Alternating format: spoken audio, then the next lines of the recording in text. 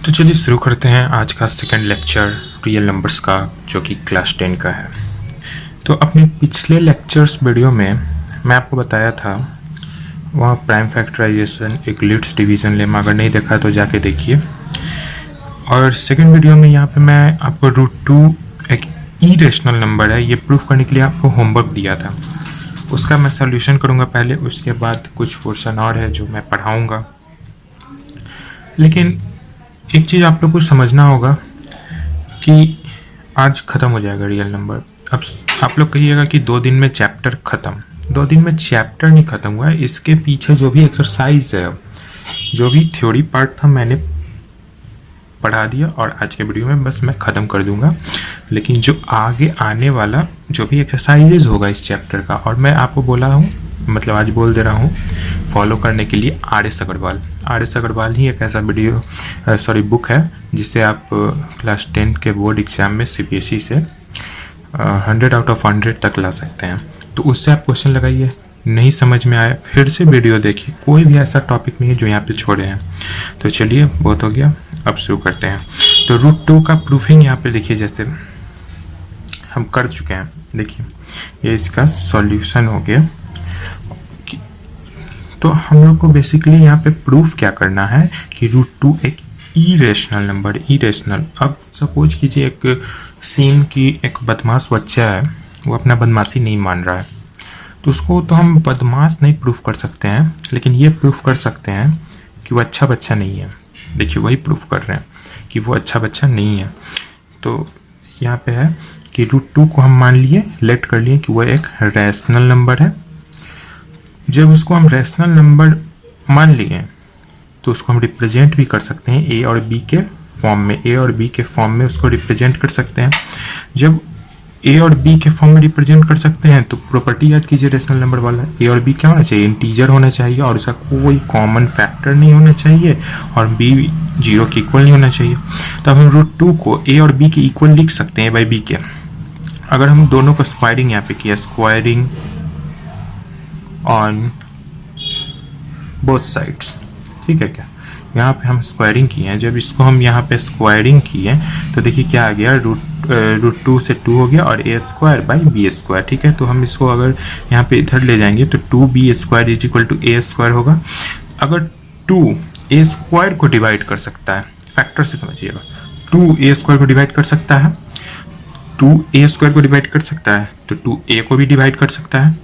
जब 2A को divide कर सकता है तो हम फिर क्या मान लिए कि 2 जो मतलब A है उसको 2C के इक्वल मान लिए, 2C के इक्वल मान लिए। अब किस लिए माने देखिएगा कि फिर से उसका हम जब 2C के इक्वल मान लिए तो 2B² को हम लिख सकते हैं 2C² के इक्वल में, ठीक है क्या।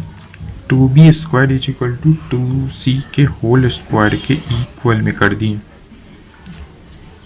फिर क्या लिख सकते हैं, 2B² = 4C²। तो जब इसको फर्दर सिंप्लीफाई करेंगे तो B² = 2C² के इक्वल में हो जाएगा, ठीक है। तो 2 डिवाइड्स, फिर वही ऊपर वाला कॉन्सेप्ट, 2 डिवाइड्स B², तो देन 2 डिवाइड्स B। अब यहाँ से क्या कंक्लूड होके आ रहा है कि 2 is a common factor of A and B, so it's arises a contradiction. हम लोग पहले क्या मान चुके हैं, यहाँ पर देखिए, यहाँ पे हम लोग क्या मान चुके हैं कि 2 मतलब कि √2 क्या है, रेशनल नंबर है, लेकिन ये तो कॉन्ट्राडिक्ट कर रहा है, इसका दो फैक्टर आ गया।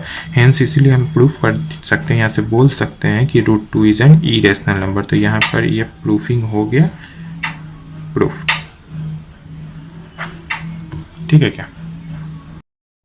जस्ट सेकंड में हम एक जो बहुत ज़्यादा यूज होने वाला कंसेप्ट है वो देख लेते हैं कि व्हाट हैपेंस व्हेन। ये कोई कंसेप्ट नहीं है, बेसिकली मेरे तरफ से मैं इसको बोल रहा हूँ व्हाट हैपेंस व्हेन वाला। इसमें बेसिकली हम लोग को पढ़ना क्या है कि रेशनल और रेशनल को जोड़ेंगे तो क्या होगा, ठीक है। रेशनल, कोई भी एक रेशनल नंबर ले लेते हैं, 1/2 एक रेशनल नंबर +1, ये भी एक रेशनल नंबर। इसका समेशन क्या होगा, इसका समेशन 3/2, ठीक है क्या। मतलब क्या, रेशनल ही होगा, रेशनल ही होगा। रेशनल प्लस रेशनल क्या हो जाएगा? रेशनल। अब देखते हैं ई रेशनल प्लस ई रेशनल क्या होगा। एक ई रेशनल नंबर √2 प्लस एक ई रेशनल नंबर √3 क्या हुआ? फाइनली समेशन 20 का इरेशनल ही होगा। क्वेश्चन यहाँ तक में से नहीं आएगा, क्वेश्चन जो आएगा वो यहाँ से पूछेगा रेशनल प्लस इरेशनल। प्रूफ करना होगा कि इरेशनल होता अब हम जैसा कि बताएं कि होता तो इरेशनल ही है, तो रेशनल प्लस इरेशनल भी इरेशनल ही होता है। बेसिकली आपको इसके लिए प्रूविंग आएगा यहाँ से, सिर्फ प्रूफ करने के लिए कि ऐसा होता है। ठीक है क्या? इसका नोट्स बनाइएगा, नोट्स। और आप लोग को पता होगा ये वीडियो अपलोड करते हैं उसके बाद उसके डिस्क्रिप्शन बॉक्स में नोट्स भी अपलोडेड होता है PDF फॉर्म में, तो वहाँ से भी जाके आप इसका नोट्स लोड कर सकते हैं और वहाँ से भी नोट्स को नोट डाउन कर सकते हैं। लेकिन अगर आप अभी ही नोट्स को अगर नोट कर सकते हैं, ऐसा नहीं है बहुत तेज पढ़ा रहे हैं, तो यहाँ से तो पता चल गया कि rational plus irrational, rational plus irrational क्या हो जाता है? आपका इरेशनल ही होता है। ठीक है क्या? उसके बाद हम देखते हैं कि कैसा प्रूविंग। अब प्रूविंग ऐसा आएगा ना कि √2 + 2 एक इरेशनल नंबर है। आप बोलोगे बाप रे बाप, प्रूफ कैसे करें? √2 को तो देखे थे, उतना बड़ा प्रूफ है, उतना ही बड़ा प्रूफ क्या हमको बार बार करना पड़ेगा? नहीं, एक बार हमने प्रूफ कर लिया कि √2 क्या है? इरेशनल नंबर है। इरेशनल नंबर है, ये हम प्रूफ कर चुके √2 के बारे में। तो क्या करेंगे ना कि फिर से कॉन्ट्राडिक्शन मान लेंगे कि 2 + 2 क्या है? लेट कर लेंगे कि let this be rational number. ठीक है क्या? रेशनल इसको लेट कर लेंगे। उसके बाद इसको √2 को फिर वही मेथड लगा देंगे, इसको a/b के फॉर्म में लिख सकते हैं।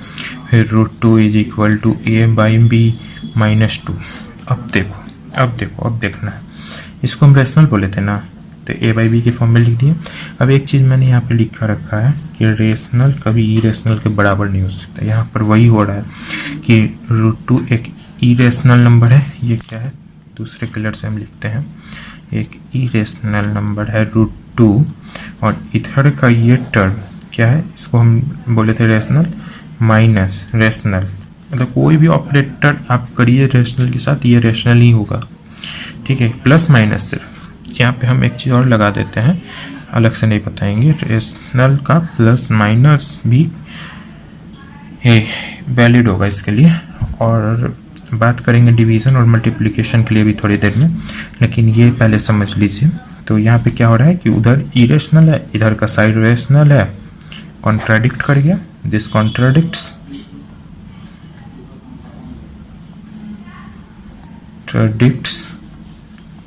Our assumption। तो हेंस हम क्या लिख सकते हैं? Hence it is irrational number.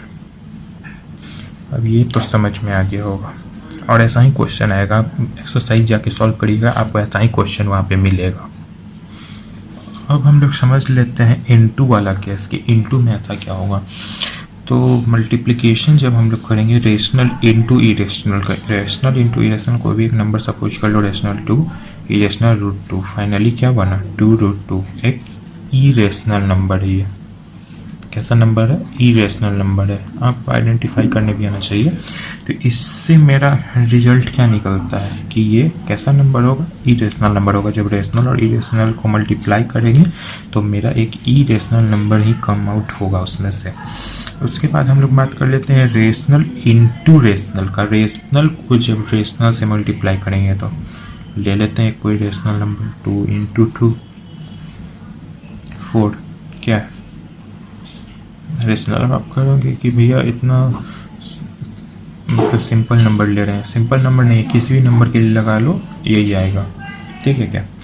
Irrational और रेशनल ले लेते हैं। सॉरी, ये तो यही केस हो गया ना, ये केस नहीं है, ठीक है।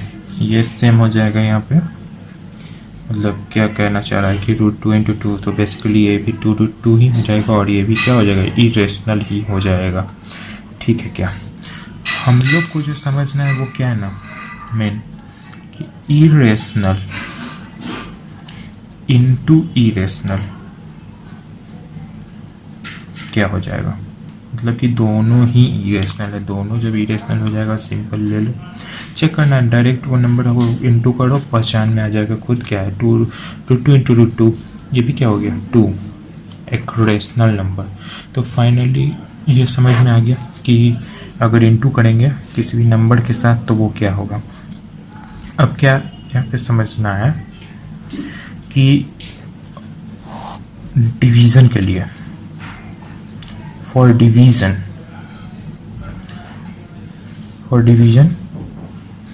Same proceed as for multiplication, ठीक है क्या। मल्टीप्लिकेशन में जो चीज़ हम लोग किए वही सेम डिवीज़न के लिए भी होगा, ठीक है क्या। डिवीज़न के लिए भी वही सेम हम लोग प्रोसीड कर सकते हैं, सेम ही होगा, कहीं पे कॉन्ट्राडिक्ट नहीं करेगा ये सारा अवेल प्रूफ कर भी सकते हैं हम लोग, प्रूफ जैसे कि हम लोग किए। तो हाँ क्या है, तो यहाँ से मान लो जब हम एक और प्रूफ करके दिखा देते हैं, जब हम लोग 2√2 को इरेशनल प्रूफ करना है, क्या करेंगे, मान लेंगे उसे रेशनल, a/b के फॉर्म में लिख सकते हैं। अब √2 = a/2b, एक साइड रेशनल,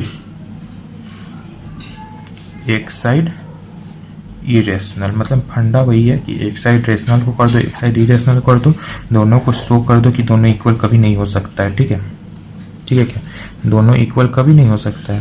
तो यहाँ से सेम पता चल जाएगा कि क्या है। तो ऐसा प्रूविंग आपके बुक में बहुत बड़ा पड़ा होगा, ठीक है क्या। तो वहाँ से आप लोग, और अगर कोई क्वेश्चन आप लोग को सॉल्व नहीं होता है तो कमेंट सेक्शन में आप हमसे पूछ सकते हैं। बेसिकली यहाँ पे हम बोलते हैं ना कि अब कि यहीं तक हम लोग को पढ़ना था 10 में, बेसिकली यहीं तक सिलेबस है रियल नंबर का। Real number finishes hair,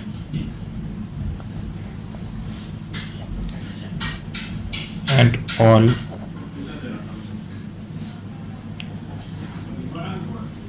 questions solved.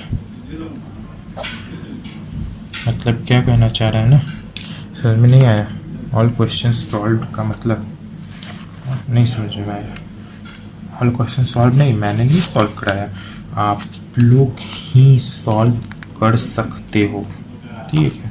आप लोग ही सॉल्व कर सकते हो, मैंने सारा फंडा बता दिया। Now you can solve all question, ठीक है क्या। आप लोग सारे क्वेश्चन को सॉल्व कर सकते हो, ठीक है। तो ठीक है, बेसिकली यहाँ पे हम चैप्टर का एंड करते हैं। तो अगले चैप्टर हम लोग पॉलिनोमियल से, जो कि क्लास 10 में मिलेंगे, ठीक है। और कोई डाउट हो तो आप कमेंट सेक्शन में पूछिए, लाइक कीजिए वीडियो को अगर पसंद आया होगा तो, और चैनल को सब्सक्राइब जरूर कीजिएगा आगे आने वाले फर्दर किसी भी चैप्टर के अपडेट के लिए। अगर ऐसे तो रेगुलरली आपको क्लास 10 का यहाँ पे मिलता ही रहेगा कंटेंट मैथ्स से रिलेटेड, ठीक है।